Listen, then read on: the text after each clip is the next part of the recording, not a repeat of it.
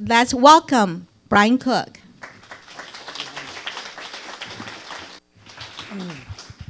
Thank you, Helen. This is a dedicated group to come to a meeting, stay here through the rain to hear a government bureaucrat speak for a little bit. That is a dedicated group, but thank you. Thank you for this opportunity to speak with you. And first off, thank you for what you do for the community. As Helen kind of pointed out, and I was looking at your ethics as well, what you do for the community and what you do for Temple City and the surrounding communities throughout the San Gabriel Valley is an essential service. That essential service is providing honest services to buyers and sellers for transactions of property. And why that's, and for me and for a city, home ownership is one act, an important act of community engagement. If it's for the single family homeowner, or it's for the multifamily or the duplex, a condo complex, to have that ownership of what is happening in your community, caring about the transactions that happen there is important. So thank you for all of your efforts in providing ethical services to our community. And these types of organizations that bolster and promote that is essential for our transactions, because when you come into City Hall or somebody's looking for a permit, if we know the actors are ethical and honest in the way that they transact business, it makes things so much easier for all of us. So thank you for what you do. Thank you for this organization in promoting those things. City of Temple City is 90% residential. So what you do and how you interact with our community is one of the essential things. It is the economic engine for Temple City. We do have a couple commercial corridors, but we're 90% zone residential. We are at our heart a residential community with mostly single family homes, but a lot of multifamily as well. So our activity is generated by the activity that you do out in the community. I'm very happy to report generally what is happening in Temple City is we are doing very, very well. We are financially strong. Despite an unfortunate one-off incident yesterday, we do have very low rates of crime, both on the personal property side and others. We have a great school district that is a great attractor that I know many of you promote when you are trying to sell properties in Temple City. And we've done some modest improvements over the last few years in terms of the quality of life in our community. I was a parks director before, and while not the essential things we need to do is in local government. Make sure the trash is picked up, make sure the community is safe. But one of the other things that's a kind of a differential between a good community and a great community is the community service, the community organizations, and the community programming that we do to make a community worth living in and not just being in. And that's one of the things we do extremely well. The other thing that's happening in the last few years and starting to come to fruition is some major investments from the private sector in our community. I'm sure some of you may know on Las Tunas and Rosemead for a while there was a big hole at the corner. Now Camellia Square is growing into a major and important little lifestyle center. If you go on Yelp right now and you hear about a couple of our major restaurants in that area, they are one of the hottest restaurants in the San Gabriel Valley, which we're really proud of. And we're actually making some of the most substantial investments on the public side. We spent almost $3 million in the last year and a half alone in repaving streets, and knock on wood, thank heavens we did that before the rain started. And our utilities that are around us have made almost $6 million worth of investments in the last year and a half alone. So Temple City is on the move, and we're moving forward. I think we're being recognized now as not just a sleepy city in the San Gabriel Valley, but one of the more premier cities and one of the places where the quality of life for a San Gabriel Valley city is very strong. Next meeting, you're going to hear from my good colleague, Bill Manis from Rosemead, who has a lot of positive things happening as well. I never look at progress in a city being a zero-sum game, where where some areas prosper, we all prosper at the end of the day. I spoke to one of your affiliate organizations in Arcadia, along with several city managers, before the holidays. And one of the things they asked me to ask each of us to do is give our you just did your pitches right now. I'm going to do my 15-second elevator pitch for the city of Temple City. So here's mine. If you're looking for one of the safest cities in California, if you're looking for a city with a top-rated school district, if you're looking for a city which has seen strong and steady growth in property values, if you're looking for a city with a solutions-based approach to economic development, then you're investing in Temple City today. Not tomorrow, but today. That is how we feel in terms of how we operate as a city government, how the council directs us from a policy level to interact with the commercial community, with brokers, with everybody who walks in that door. And it's a different relationship than a customer relationship. It is a deeper transaction sometimes than just I'm not selling a product or I'm not selling a widget. I'm selling a service that they can't get anywhere else. So that transaction and that interaction is very deep in terms of what it means to the benefits to our community. So transitioning a little bit about what's happening in Temple City as well, we have seen a steady decline in inventory, as many of you have seen in just looking at what's happening in Temple City. Our permit activity is not dropping off dramatically, but it is slowing down a little bit, and I think that is indicative of what is happening with the inventory in our community. We have seen many people taking advantage of the property values that have grown consistently and had not dropped even after the 2008 Great Recession. Temple City did not see a drop in assessed value, which was one of the more extraordinary things in all of Southern California. We were only, I believe, one of less than a half a dozen cities in LA County did not see a substantial drop in assessed value even prior to the Great Recession and after the Great Recession, which is extraordinary. The way we're kind of looking at that now is what are we kind of forecasting out a little bit, if you can really truly forecast in these kind of dynamic times. We're seeing more of what we think is a leveling off, and if we kind of plan from what we're seeing from planning activity to building permits, we're still going to see at least a steady increase over time.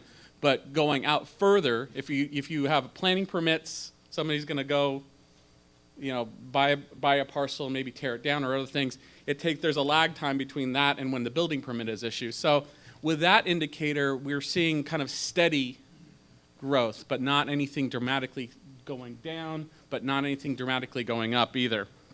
One of the major themes, and I think you may hear it from my other colleague too, Bill, is the changing nature of what has happened in our economy. And we've heard it, and we've gone through a political season that's been nauseating at times, very tough to deal with the rhetoric. But what has happened in the economy and what it means for cities is actually very real.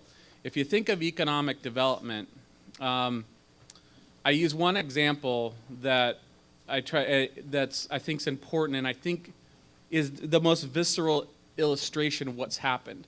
I grew up in Glendale.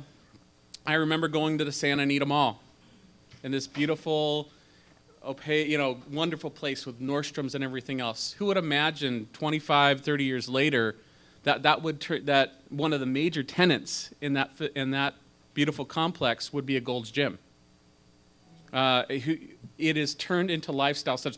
Retail has changed the dynamics of the way cities need to look at themselves in terms of their downtown cores and other areas too. About a year ago, we did try in Temple City to reimagine that a little bit, and we got some pushback.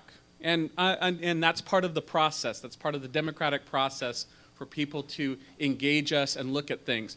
But we cannot look at our commercial centers, our downtown cores in the same manner that we did 15, 20 years ago. When we track sales tax, when we track those things, which we do with a company that does it statewide, we're starting to see, while brick and mortar stores still represent the greatest portion of sales tax and transactions, the growth between them and the online services is astronomical. It is growing at a pace that is almost double, if I look at the last quarter that I looked at, almost double the pace of growth than brick and mortar. And what you're seeing is those brick and mortar stores are changing dynamically. The last big transaction that I was involved with was 4 years ago with the city of Southgate. City of Southgate's, for those of you who don't know, is on the 105, 710, primarily 96% Hispanic. Socioeconomics are a bit different than Temple City and many of the cities around the San Gabriel Valley, but it was an island of retail. It had a retail desert in terms of that. That Walmart that was built there was the first Walmart in 10 years in all of LA County. A lot of those stores, and you have not seen many throughout LA County of traditional strip or commercial centers that are the traditional like shopping centers.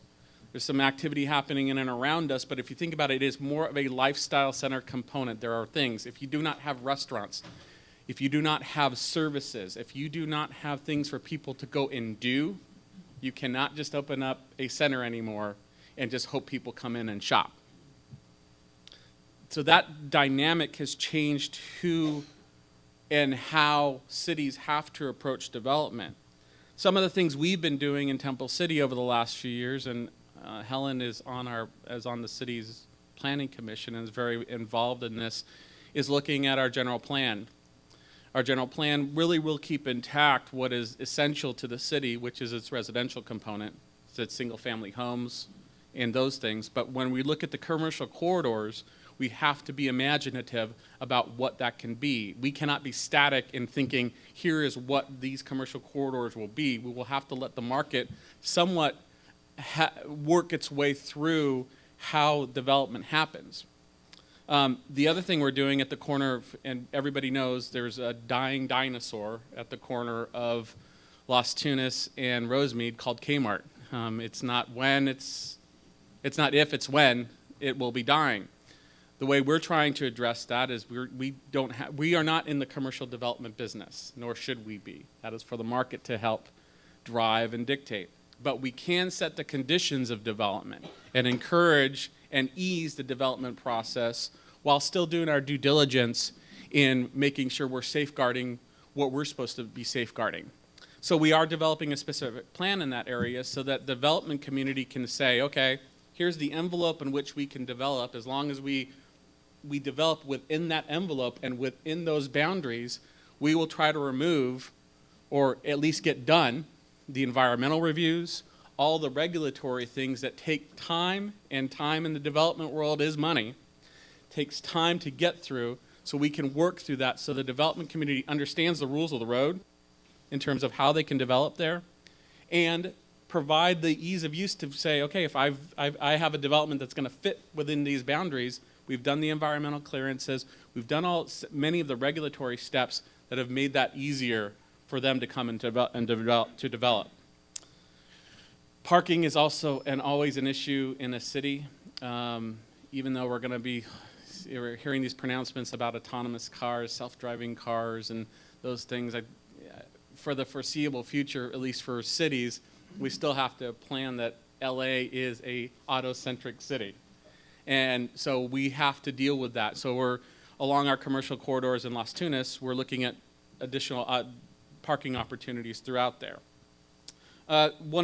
One thing that did happen recently, and it was before the Planning Commission too, is the city actually approved its first truly mixed-use development near the corner of Temple City Boulevard and Las Tunas called Terraces.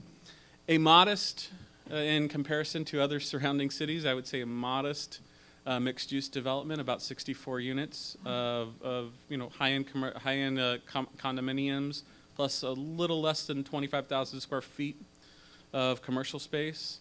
It is hard not to have some level of density for commercial areas to thrive. If you think of places like Myrtle on Monrovia, it's not just because a storefront opened up. They have 100,000 plus square feet of office space. They have people and activity that's happening in there.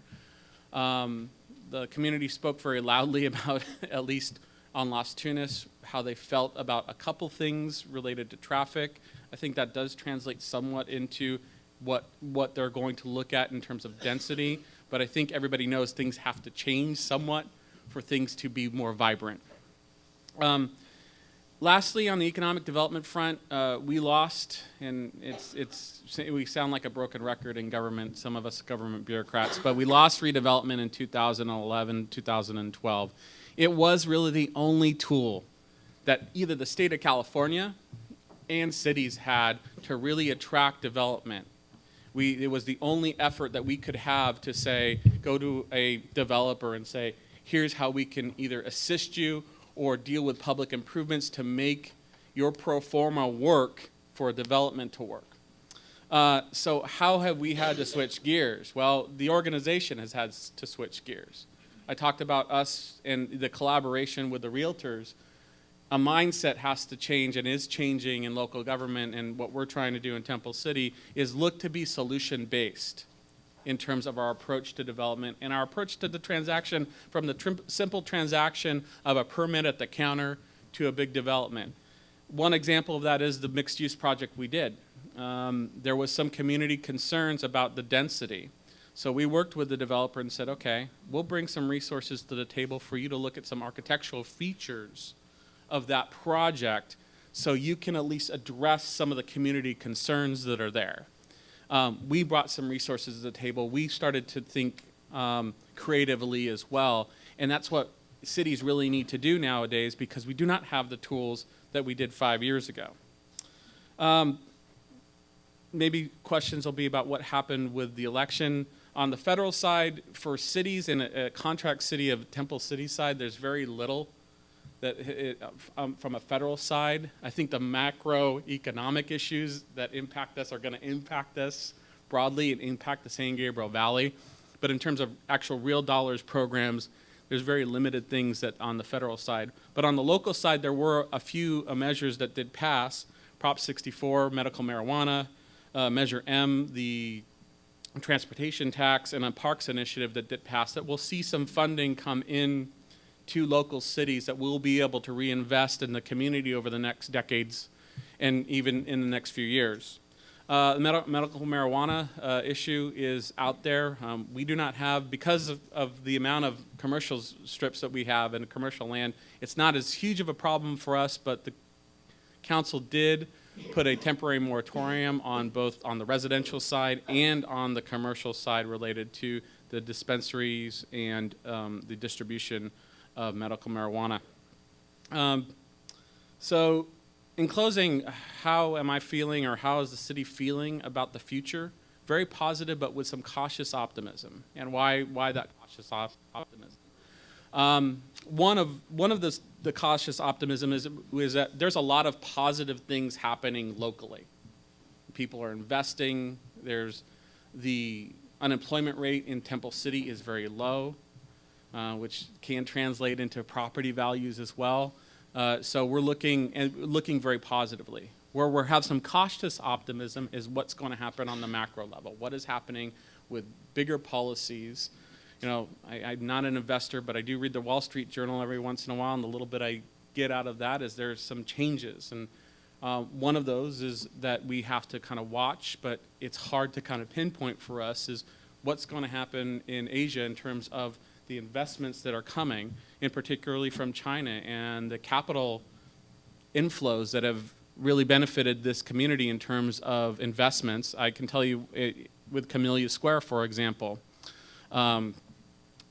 the capital infusion into that project came from one of the largest tea distributors in China that provided some of that capital at very reasonable terms from our understanding. So that will have an impact on us. It'll have an impact at the macro level, and it'll have an impact on us eventually too, but it's hard to gauge what that will be. But with that being said, because of how strong Temple City is financially, we are in a good position to absorb that for a period of time. For example, if Kmart goes away tomorrow, we have enough reserves to actually get us through that period of time and have a plan 2, 3, 4, 5 years out to kind of work through that. So we're extremely lucky to be in the financial position that we're in and that we continue to be in. And with that, again, like to thank you for the service you provide the community and the transactions you take, that you participate in helping communities like Temple City be stronger and more vibrant. Thank you.